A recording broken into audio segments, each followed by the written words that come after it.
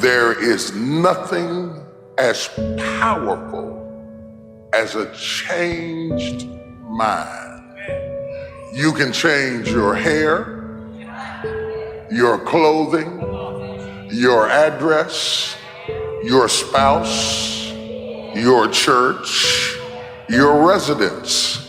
But if you don't change your mind, the same experience will perpetuate itself over and over again, because everything outwardly changed, but nothing inwardly changed.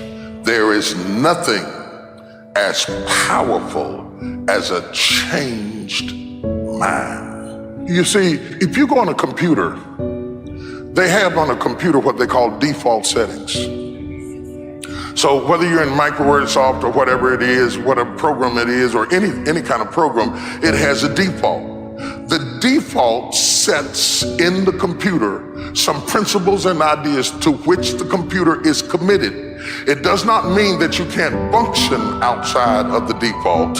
It just means that even if you deviate from the default, the computer will automatically take you back to default settings. And if you don't want it to do that, it's more than changing the font. You have to change the default. We change the font. And while we're typing, whatever we type in, this font will appear in this font. And it will appear that it has changed. But it really has not changed, because the moment you go out and come back in again, it will come back up, back to default. This is how most people live their lives, because their default hadn't changed. Their situation hasn't changed. When they're in church, they can get this going.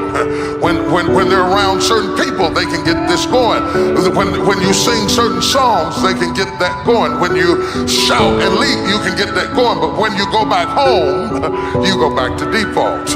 So you're going back to default over and over again. And when you get around certain people, you change, and you want to hang around them, because as long as you're around them, you feel peace, or you feel nice, or you feel kind, or you feel spiritual, or you feel holy. That's not the problem. The problem is when you go back to yourself, you're stuck in the same pattern that you were before, and you can't figure out how to break it. You've cried about it, but you keep going back. You've shouted about it, but you keep going back.